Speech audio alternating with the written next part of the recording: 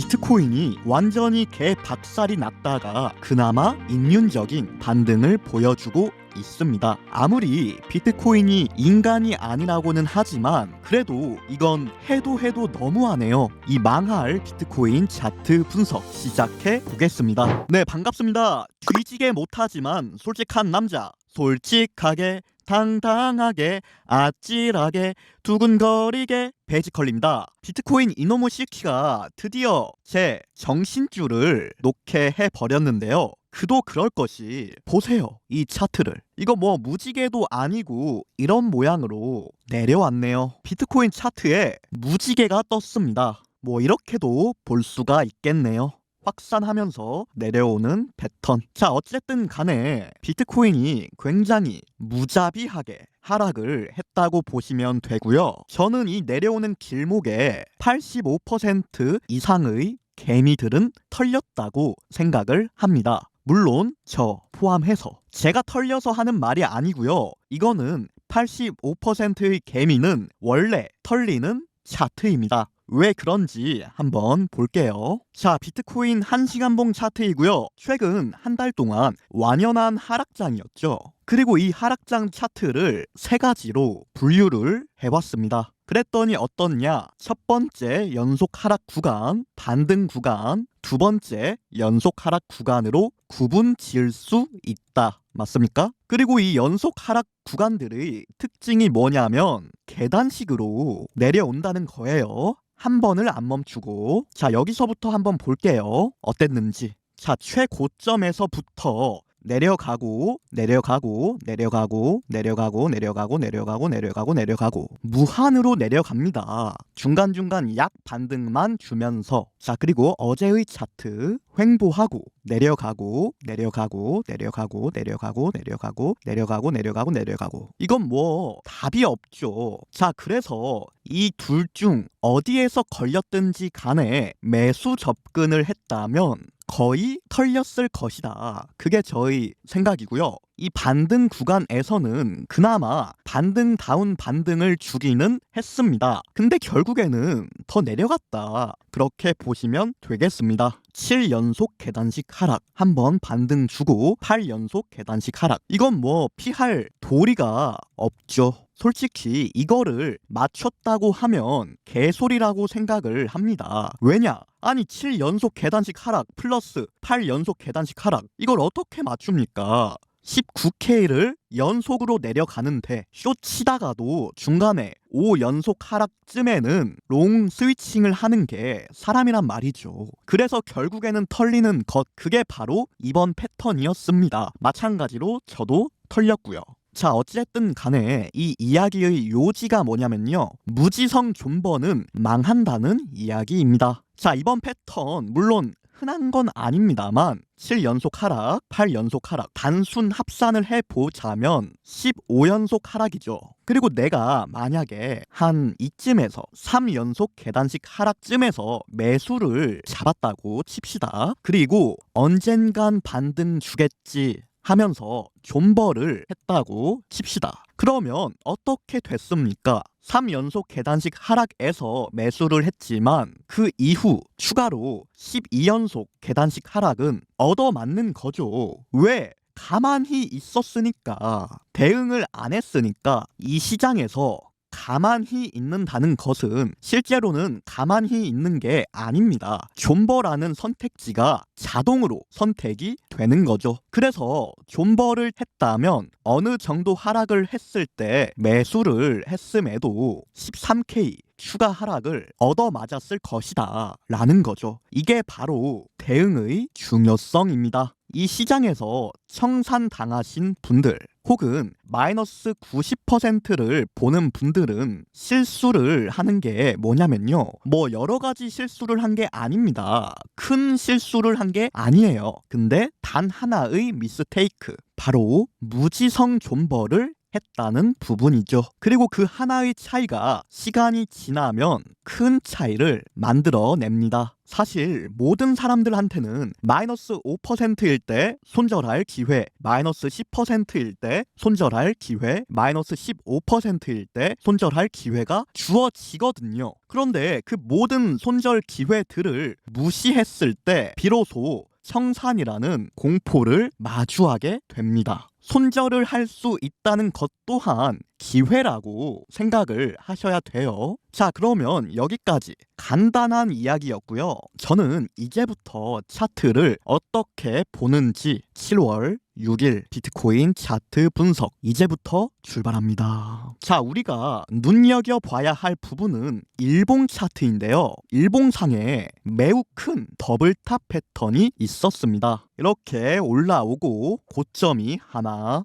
둘, 그리고 중심부 전형적인 더블탑 패턴이죠. 그리고 더블탑 패턴은 아시다시피 하락형 패턴인데요. 하락형 패턴의 중심부가 깨졌다, 꽤 안 좋다, 그렇게 해석을 할 수가 있고요. 한번 확대해서도 보겠습니다. 보시면 이렇게 패턴 중심부가 있죠. 그런데 여기에 작도를 하시는 게 아니고요. 이와 같은 경우에는 이 종가 라인에 작도를 하셔야 합니다. 왜냐하면 이 종가에 작도를 했을 때 딱 맞고 한 차례 반등을 해주었기 때문이죠. 유의미한 구간이라는 거죠. 그래서 58.3K를 실질적인 중심부라고 보고 58.3K를 다시금 복구해 주는 게 중요하다. 오케이? 이해되십니까? 혹시나 이해가 안 되셔도 좋습니다. 제가 이따가 간단 요약해 드릴게요. 자, 그 다음으로는 이 조그마한 횡보 구간을 살펴볼 필요가 있는데요. 이게 일봉이라서 얼마 안 되어 보이죠. 그런데 실제로는 약 2주일 가량 횡보했던 구간입니다. 한번 확대해서 볼게요. 자, 4시간봉으로 확대를 해봤고요. 그랬더니 완벽한 박스권 구간이었음이 확인이 됩니다. 처음에 저항받고 돌파하고 요렇게 그 다음에 또 돌파를 하니까 크게 올라갔다. 완벽한 박스권이죠. 자, 다시 멀리 떨어져서 보면 이런 모양인데요. 이 박스권을 돌파하고 나서 크게 올라갔다는 거죠. 그리고 약 5개월 만에 오랜만에 되돌아왔다. 맞습니까? 이 박스권 돌파가 기점이 돼서 크게 올라갔다가 오랜만에 되돌아왔다. 그렇다면 당연스럽게도 과거 박스권 구간에서는 지지를 받는다. 이게 지극히 상식적인 분석입니다. 자, 여기를 확대해서 볼게요. 보시면 애매하게 과거 박스권 라인을 터치를 안 했어요. 하지만 그 근방에서 반등이 나왔죠. 이처럼 과거 박스권의 상단부와 하단부는 각각 지지의 역할을 수행한다. 오케이? 이 자리에서는 크게 겁먹을 필요가 없었던 거죠. 조금만 내려와서 상단부 깨지면 손절하면 되니까.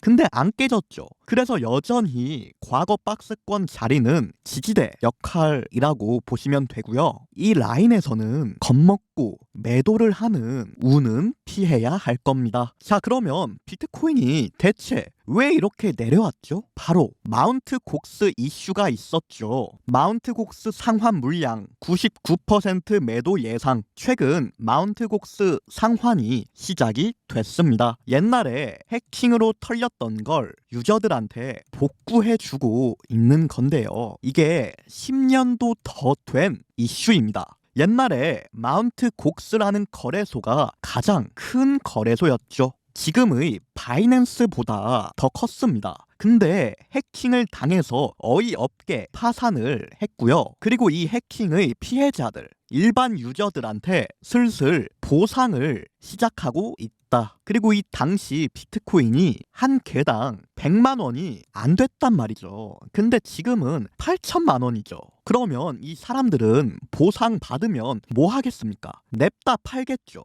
그러니까 이 마운트 곡스 이슈 때문에 사람들이 지레 겁을 먹고 미리 매도를 한 거죠. 실제로 마운트 곡스가 비트코인 47,000개를 이체하기도 했고요. 한화 3.7조 원어치. 이 물량은 잠재적 매도 물량이다 라는 거죠. 그러니까 무서우니까 가격이 선제적으로 내려갔다. 오케이? 이게 바로 마운트 곡스 이슈입니다. 혹시 모르시는 분들은 참고하세요. 자, 그러면 다시 차트로 돌아와서 마운트 곡스 이슈로 인해 가격이 하락은 했지만 우리가 간과하면 안 되는 부분이 있습니다. 그게 뭐냐? 얘네들이 언젠간 팔기야 하겠지만 언제 팔지는 정확히 알 수가 없다. 얘네가 받고 나서 냅다 팔지 아니면 홀딩을 할지 알 수가 있나요? 알 수가 없죠. 자기들 마음이니까. 그래서 만약 겁먹고만 있는 것은 비효율적이다. 이미 겁쟁이들로 인해서 하락할 만큼 하락을 했다. 저는 그렇게 봅니다. 어지간한 사람들은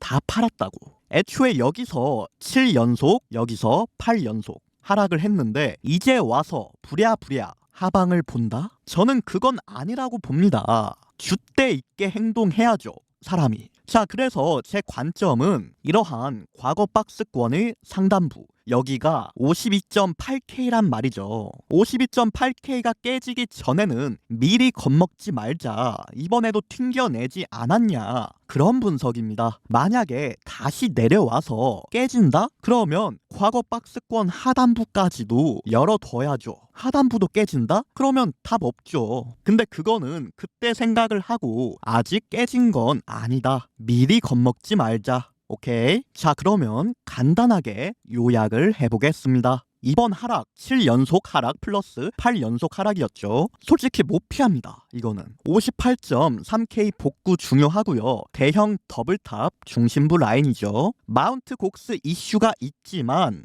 이 사람들이 언제 팔지는 아무도 모릅니다. 그래서 평생 이것 때문에 겁먹고 있을 필요가 없습니다. 52.8K는 과거 박스권 상단부였고요. 매우 중요한 지지대입니다. 여기서 버티면 상방이고 깨지면 위험하죠. 당연히. 이제 와서 부랴부랴 하방을 보는 것, 그게 더 위험하다고 생각합니다. 이미 19K를 내려왔다는 걸 잊지 마세요. 오케이? 자, 그러면 이 정도에서 분석은 마치겠고요. 코인 유튜브 시청하시는 분들께 한 가지 주의사항도 말씀드리겠습니다. 조금 긴급한 사항입니다. 최근에 탭비트, 맥시, BTCC 홍보하는 업자들이 많아졌는데요. 이 거래소들은 전부 불법 거래소에 해당합니다. 보시면 업비트 공지사항에도 대놓고 적혀있죠. 불법 영업행위, 맥스C, BTCC 등등. 그리고 빗썸 공지사항, 미신고 가상자산 사업자로부터의 입금 제한, 명단, 맥스C, BTCC, 기타 등등. 이 거래소들은 실제로 FIU에서 지정한 불법 거래소에 해당합니다. 코인판 자체가 거의 무법인데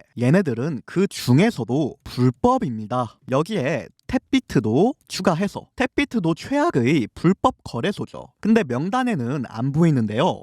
왜냐면 가장 최근에 오픈한 불법 거래소라서 아직 업데이트가 안 됐어요.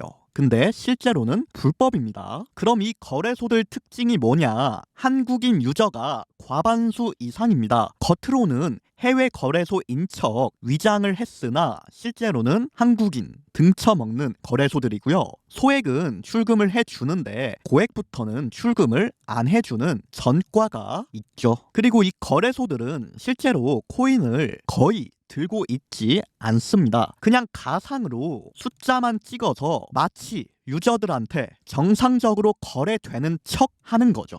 즉 한마디로 모든 부분들이 불법이다, 그렇게 보시면 되고요. 그러면 이 거래소들을 홍보하는 사람들은 뭐 하는 사람들이냐? 불법 업자입니다. 뉴스에도 나온 적이 있죠. 개인으로 위장한 불법 업체, 업자라고 보시면 되고요. 일반인이 아닙니다. 일반인이 이 거래소들을 홍보할 이유가 없습니다. 불법인데. 아니 상식적으로 코드 통과도 안 되고 트래블러 통과도 안 되고 불법 거래소 명단에도 등재되어 있고 해외 거래소인 척 위장하는 거래소, 이걸 왜 씁니까? 그냥 아무것도 모르는 코링이들 혹은 중장년층 분들 겨냥한 스캠 사이트죠. 종종 탭비트에서 사기 당하고 와서는 저한테 하소연하시는 분들도 있는데요. 탭비트에서 사기 당한 걸 저한테 도와달라고 하시면 제가 도와드릴 방법이 없습니다. 죄송한데. 다시 말씀드릴게요. 탭비트, 맥시, BTCC 홍보하는 사람은 일반인이 아닙니다.